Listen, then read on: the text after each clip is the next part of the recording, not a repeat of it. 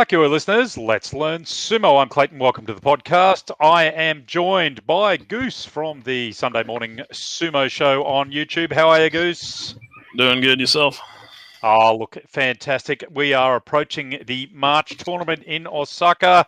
It's only a little while away, a few days. Today, we are going to talk about, well, cyclones or hurricanes for those in the US, sake bottles in places they shouldn't go, sukibitos. We're going to put up our dukes and go for some wild predictions, just like Ura. 15 years of sumo training, and his instincts told him go into peekaboo stance. I will never understand. That was just the wildest thing. Big news from the January tournament is the win by Hoshoryu after a double playoff and his subsequent promotion to Yokozuna. Bashing down on Goose's 12-3 is not a Yusho. Well, apparently it is, but you've got to win a double playoff to get there. What do you reckon, Goose? How are you feeling? I reckon it's not my quote, it's Kisano Sato's quote. And now we're going to have to change it to 12-3 might be a Yusho, but no, that is an interesting point. So what that means is... It wasn't just a Yusho. 12-3 gets you to Yokozuna as well. No asterisks in the history books. That's a complete lie, actually. No asterisks on the scorecards. That is correct. So, firstly, let's go. How do you feel about the U-Show? To me personally, I thought halfway through the U-Show, I thought Hoshoryu had blown it. I thought his rope run was done. I think on about day 5 or 6, I'd gotten to the point. Day 9, I went. He lost to Hirodumi, and I thought he's done. That's it. And he comes back. So it was Oho and Kinbozan in the finals, right? In the playoffs. Yes, correct. So he wins his match. He goes up. He beats Oho in really convincing fashion, and Oho's been looking dominant. And then he just dismantles Kinbozan after that and picks up 3. Kinbozan first, then Oho second. Correct. Yes. I don't know why I said correct. I actually didn't know that. Right. But thank you for correcting me. And picks up 3 dominant wins in a row on the final day, all within half an hour. Very convincing. His entire basho up to that? I don't know. It's interesting, the Yokozuna Deliberation Council put out some notes last week and said they went through a bit of a discussion piece about why they were happy to promote Hoshoryu, and certainly that 3 wins in one day, whilst it was a 12-3 U-Show, and they acknowledged that wasn't perhaps preferable, the double playoff and 3 wins in one day, which if anyone who follows sumo, one match a day is hard work. 3 matches within probably about an hour of each other is just insane. And to win those in the way he did, certainly the Oho match, that was, I think I've got that match down as the playoff Oho match almost as one of the fights. It's on my list of fight of the year so far. It was a really hard battle for Hoshoryu. So 3 matches. So I've been seeing a lot that 3 matches in one day is impressive, and it is. But that's not sumo. Sumo is 15 matches day after day, and then 6 of those in a year. So it's not how good were you on that day like UFC or boxing is. It's how good were you in the whole scope of things. And that's why I think there's a bit of nerves around Hoshoryu's Yusho. I think there were, but I mean, if we go back to pre-January, we were talking about our predictions, and I think I said back then I chose Hoshoryu for the Yusho, and my choosing him was based on the fact that I saw him perform differently in November to what I'd seen him before. I saw him with a different attitude and a different level of dominance. And I think he showed that to a certain extent in January, but perhaps not as much as we would have all liked. Certainly losing to Atami Fuji, Shodai and Hirodumi was the crinkle in the ointment. But otherwise, I think I saw, like certainly that last day, the dominance that you want to see. Yeah, he... The other criticism you touched on I hear a lot is if you look at his numbers before then, those don't look like Yokozuna numbers. And to that I say, correct. That's because he wasn't a Yokozuna back then. Maybe he's finally found those missing pieces to his style, to his aggression, to his understanding of sumo, that he's going to start doing better than he did before, that he's elevated to the final level, you know. cometh the hour, cometh the man in that sort of situation. Yeah. And so I think this one decides a lot for the year. I did see that Hoshoryu claimed the other day that he's not going to go Kyujo regardless in March. He intimated that he might have a bit of a knee injury going into the tournament, but I think he said he was going to fight that out regardless. So 12-3, 2 wins for the playoff. He gets Yokozuna. He adopts, and I thought this was really interesting. If I did a quick little episode on the Yokozuna Dohyo Iri, the ring entering ceremony, he's chosen the opposite to Terunofuji, which is the one that is more about both offense and defense, whereas Terunofuji's Dohyo Iri was all about offense, and it's the arm position he adopts.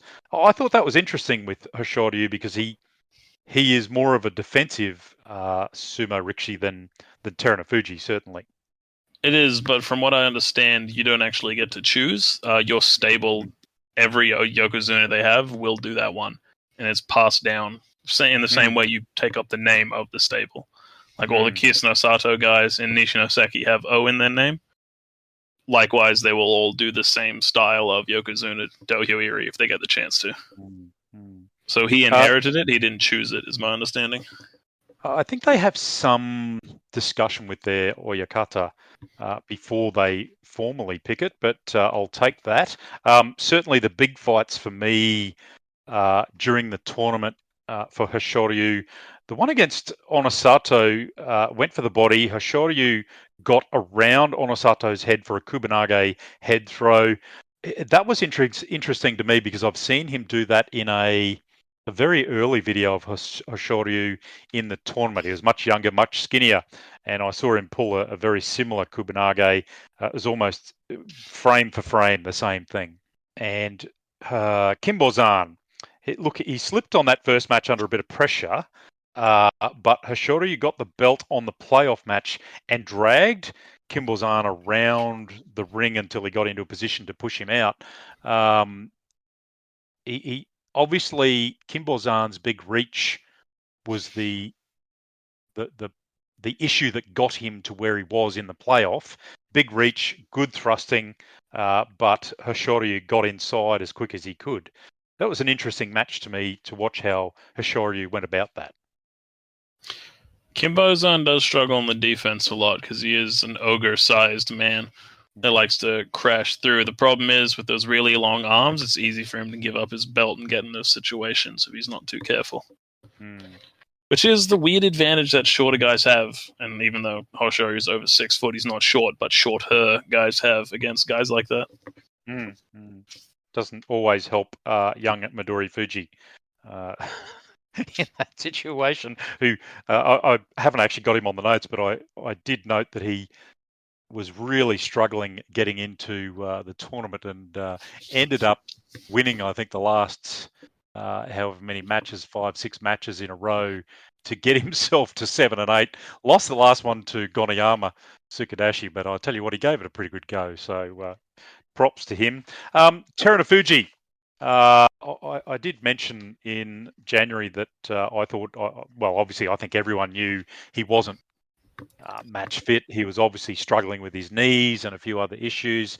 He came in and faced Wakataka Kage straight up and got Karasukashi by Wakataka Kage, not his only Karasukashi that tournament for Waka, but went in fast, got him under the shoulder, pulled Terunofuji down, but then he got 2 pretty good wins day 2 and day 3, which gave me hope.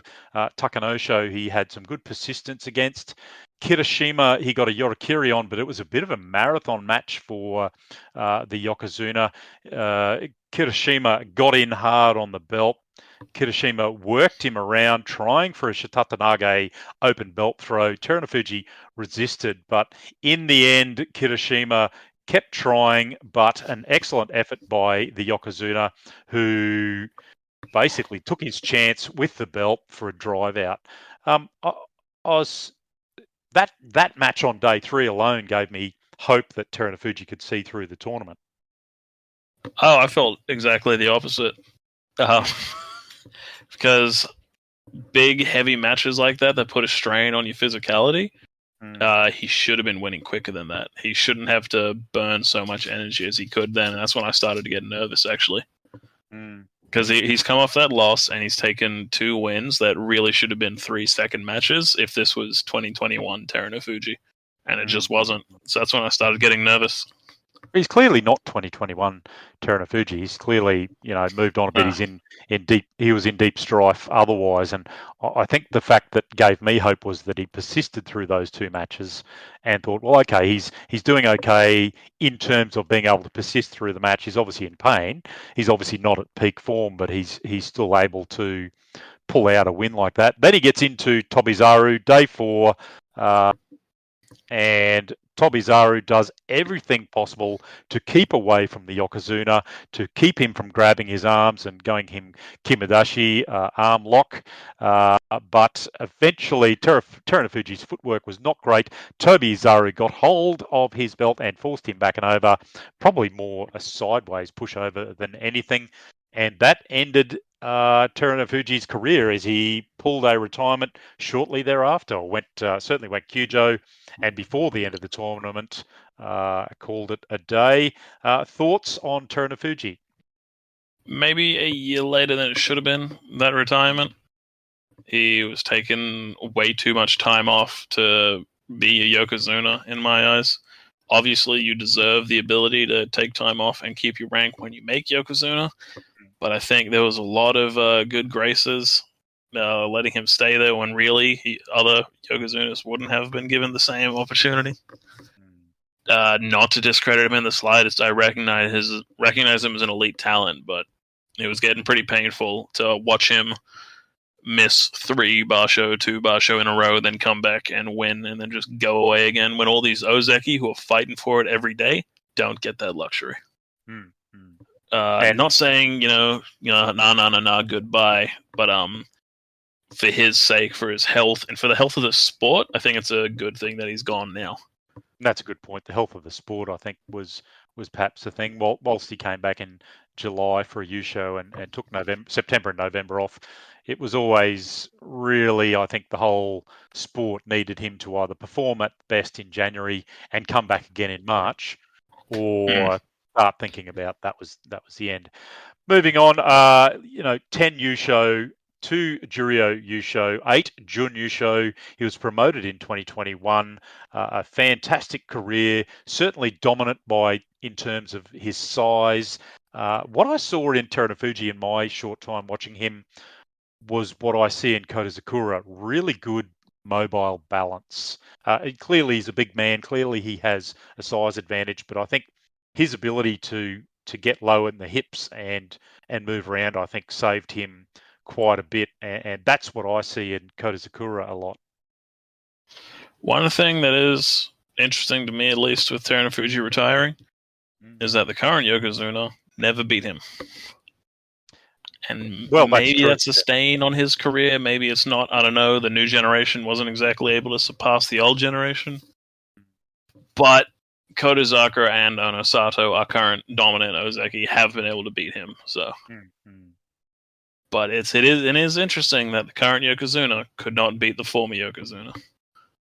Well, that's one thing that Tobizaru's got over Hoshoryu, isn't it? The only thing. So Kota Sakura, he is Ozeki. He is Kataban Ozeki, meaning he got a losing record in January. He needs a winning record in order to stay at Ozeki after March. 5-10, a really poor tournament. He only really bested in poor form by Takanosho, who got married actually last week, I believe. Just a really bad tournament for Kota Sakura. First week, I think he got 2 wins in the first 7 days, then started to get a little bit more going in the second week, but still finished off losing to both Ozeki on day 14, day 15. What did you make of that? I'm not nervous. I've heard rumors of injury. He looked pretty good on both those knees from what I could see. I don't know. But one bad one and his first negative score since November 2021, I'm not nervous. No. Two bad one in a row, that's when we start having problems. That's when we start worrying. I'm not nervous at all. I think there was obviously something going on, a hip or knee or something, but whatever it is, he seems to have gotten past that. I saw some video of him training the other day. He looks like he's in form. And I think he even made comment that he's training super hard. I think Kota Zakura will come out and as long as he doesn't have that injury, I think a Jun Yusho or a Yusho is quite easily within his reach. Good to hear. 11 wins minimum is what I'm anticipating from him, because I know he can do it. Yes. I mean, all Ozeki should be punching out 11 wins. Most tournaments, I think that's par for an Ozeki, given that they need 33 over 3 to get up. So I think it's only fair to ask them to. The way I see it, as an Ozeki, 10 wins is Yakachi Koshi, and as a Yokozuna, Jun Yusho is Yakachi Koshi. Yes, exactly. Onosato, 10-5, did well. Couple of losses. He was taken down by our Ozeki Reka early in the tournament, Tobizaru. Lost to Abi, Oho, Kimbozan, and Hoshoryu. Nothing shameful about any of those losses, in all honesty. Beat Kota Zakura, Goniyama, Daisho. Really had a reasonable tournament, not a great tournament, but bear in mind he hasn't punched out a Makekoshi losing record since he's come in to Makuchi a year ago. So he's just very consistent looking, but the pressure might be starting to build there to punch out a Yusho at Ozeki if he doesn't get it, say by July, September sometime. Yeah, fair point. But to his credit, in his 6 bar shows in top division, he does average 11 wins. So he's got a fantastic record. He's an absolute threat. He was 2-1 against Teruno Fuji. He is a problem for everyone he goes up against. There's no easy matches if you're versing Onosato. So, and certainly I must say it was interesting that Kubanage that Hoshori got on him was, I don't know, like Hoshori got a big Nodowa on him to begin with, and Onosato went in hard for the body and the belt grip, but Hoshoryu was just fast and got him around the head. It was just an interesting display, I thought, that one. And if you go back to November, Onosato had Hoshoryu under deep trouble, but Hoshoryu just at the bails grabbed his arm and yanked him through Totari arm pull. So obviously quality in that Sanyaku area. I actually think the Sanyaku at this point, certainly Sekiwake upwards, they are probably harder now than they've been for a long time in terms of all of the guys in the Joy. People were talking about log jams in the Sanyaku before. Oh, baby, wait till you see this now. Yes. It is as thin as it's ever been. There are no more spare seats at this table. Daisho Oho at Sekiwake. Daisho is going to sit there for another year. Kirishima Abi. Kirishima's probably going to Sekiwake. Abi absolutely deserves to sit at Komusubi. He can be a threat. Wakataka Kage and Wakamoto Haru at M1 right underneath him. Even getting to the spots to get in to the Sanyaku are a problem right now. I mean, I was probably a bit disappointed in Wakataka Kage and Wakamoto Haru both punching out Makikoshis, but I suppose in favour of Wakataka Kage, he did hanker Abi, and that was funny. So it was very funny. Look, 7-8 is only one win away from 8-7, and that's good enough as Komusubi. And with a 14-1, 11-4, 12-3, 10-5 behind that, 7-8 is your bad one. I'm not worried. Yes, yeah, exactly. Like Jun Yusho in September, 10-5 in November, 7-8 in January is not that bad. I think he was a little bit unlucky at a couple of those losses. And, it is the quality up in the Sanyaku is now quite difficult, so it's quite the challenge. Wakamoto Haru, look, for me, the highlight of that tournament was Wakataka Kage versus Ura. I mean, I know I've described it before, but for those who haven't seen that match, that was on day 10 of January. Wakamoto Haru, I should say. Ura tried a hanker. Wakamoto Haru caught it, drove him to the bails, Ura was actually on the bails facing the crowd, somehow danced across the bails and escaped it. He went low, came in up on Wakamoto Haru, but escaped, moved lateral again. They ended up back in the middle, and Ura put his fists up, which is hansoku, or forbidden, not allowed to punch. I don't know that he was going to punch, but I think it was almost like I don't know, was it a reset move? Either way, it looked hilarious. I think everyone who watched it was in disbelief, including Wakamoto Haru. The only thing it looked like was a boxing stance. He hampered his grappling ability by putting his palms towards his face, not his opponent, so it would take more time to get into position. He threatened a disqualification on himself is the only thing I can think of, because he was outside of striking range. It will probably be the strangest thing I've ever seen in sumo, highlighted by the fact that Ura is an elite talent. And for some reason, after an absolute clown show of a match to begin with, threatens a Hansoku. Interesting, he did throw his arms at, like he disengaged the fists and then threw his arms to try and re-engage with Wakamoto Haru. And I mean, the craziness didn't stop there.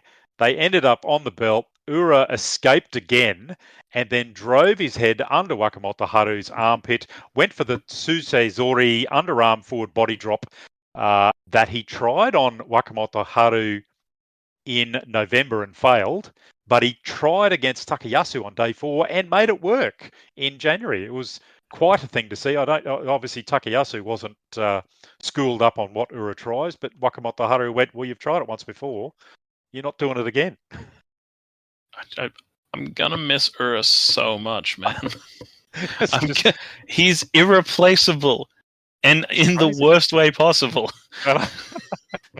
Look, in all honesty, there's no one as good as Terunofuji that's going to show up again. We're never going to see another Hakuho, when no one else can do what Ura does. No. Look, the bright pink.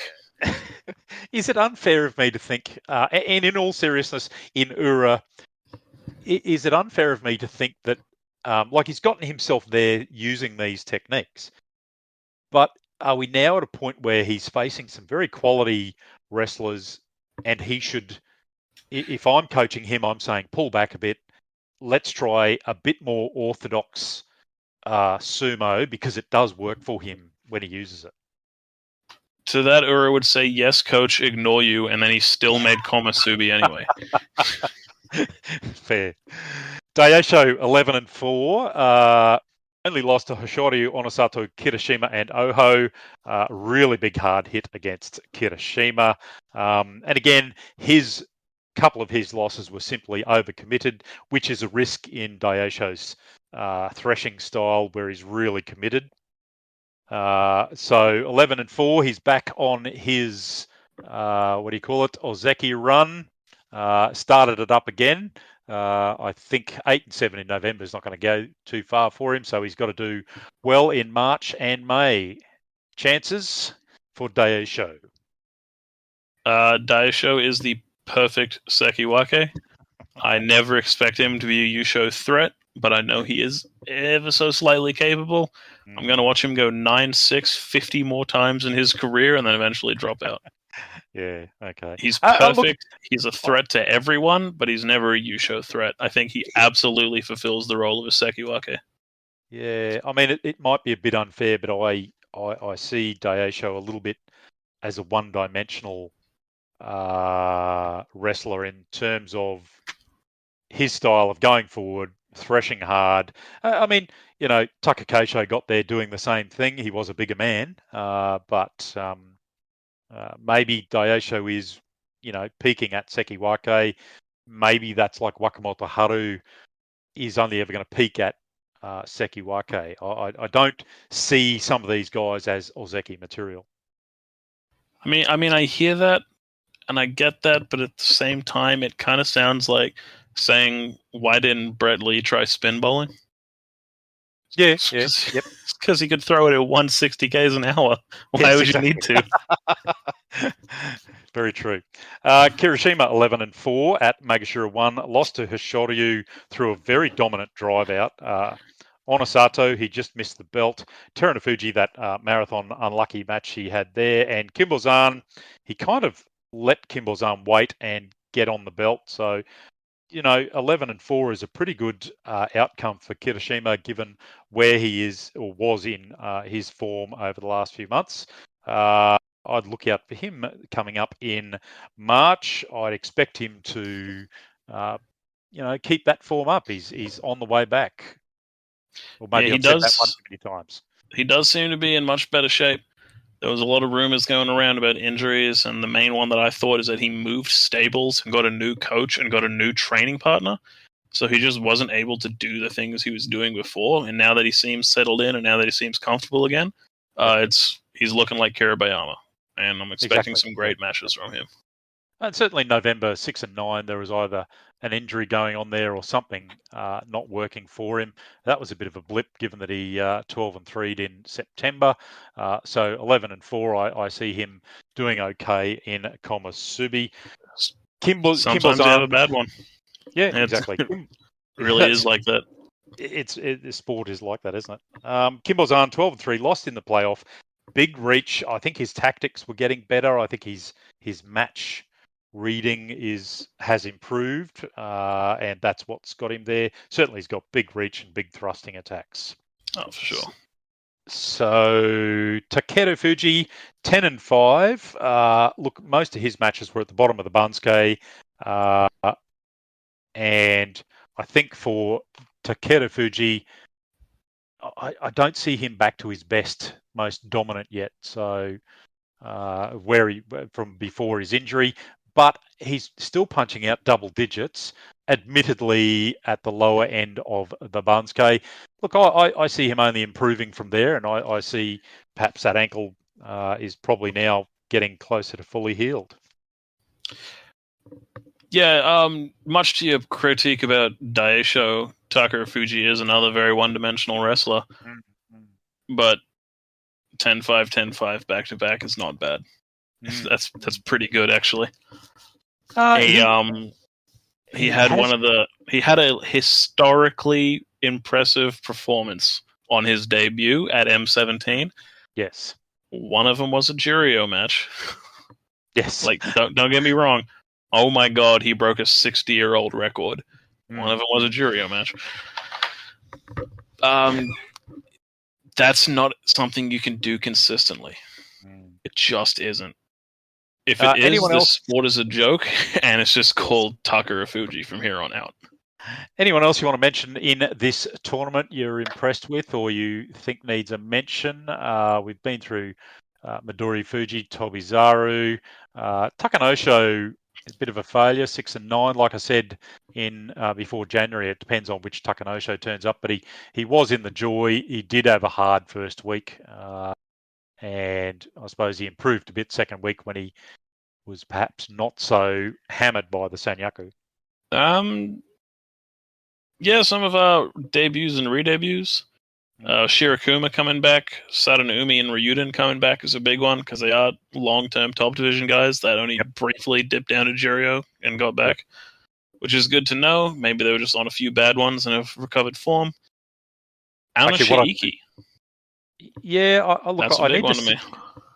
I see Shishi got himself the Jirio Yusho. I need to go back and watch all of his matches in Jirio because he was thoroughly unimpressive in Makuuchi last time. Whatever he was working on didn't work for him, and he's obviously gone back to Jirio and found something that did work for him. Ryuden, I'm glad to see the dude back. Aonishiki and Asakuryu, that should be interesting. I think Asakuryu debuted in November with a 6 and 9 in Makuuchi and obviously went back for January, so he gets another go. Aonishiki, this is his first go up, 20 years old, Ukrainian. And this will only be his 11th basho. So should be interesting. 2 Yushos down in Jonodan and Jonakuchi, 6-1, 6-1, 6-1, 6-1 through Sandanme and Makushita, and Jirio, double figures, and he's now up in Makuuchi. So he'll be interesting to see how he deals with some quality wrestlers up here. He has an exceptionally impressive rise, if what I'm remembering is correct. So don't quote me. He's tied with Asashoryu's rise from John Ikuchi to top division.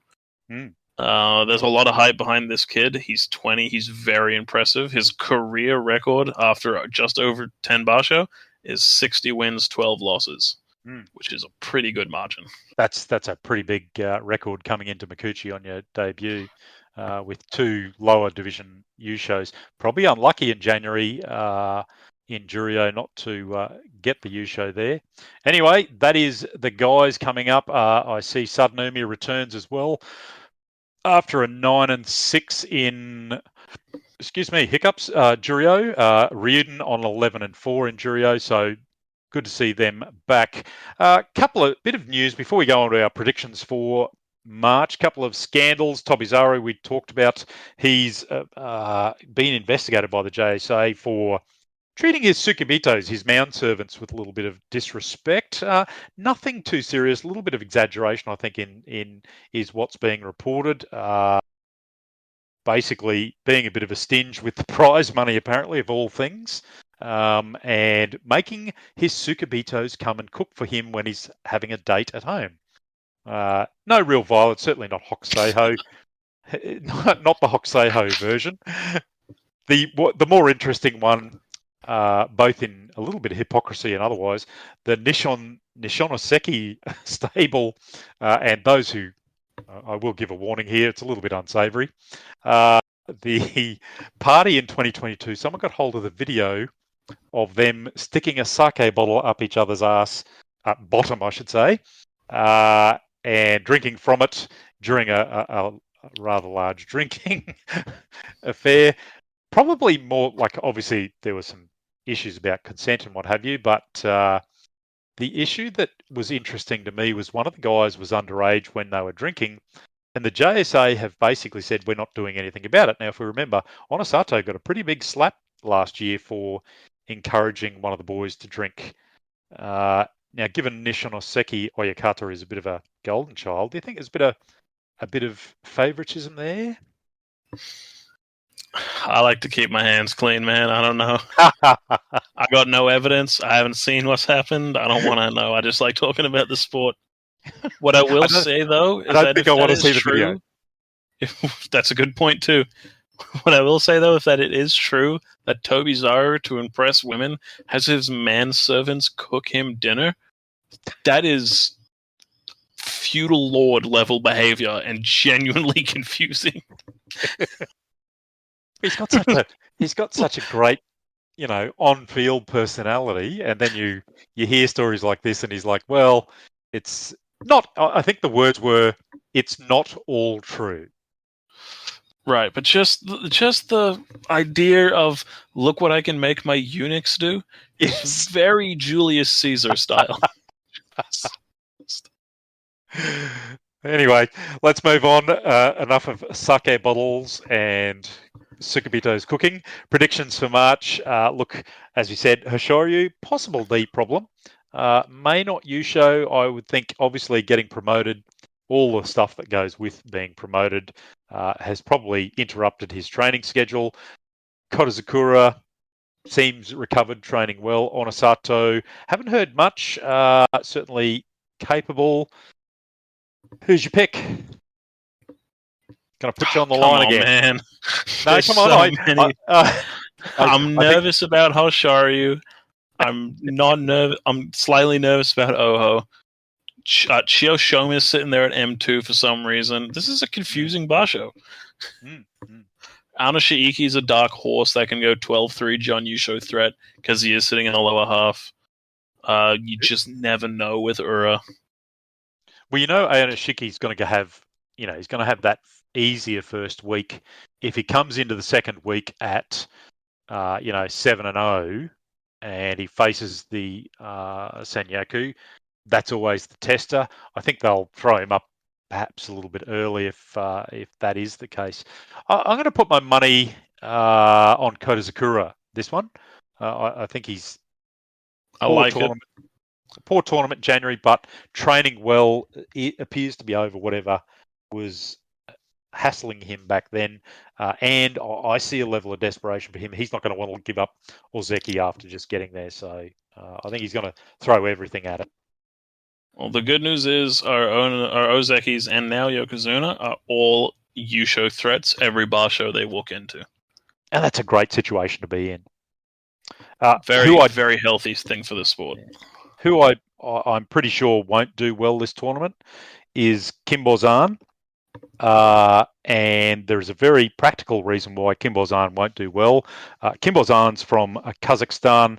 He is Muslim, and it is Ramadan, so he will not be able to eat or drink at all for the entire tournament during the daylight hours.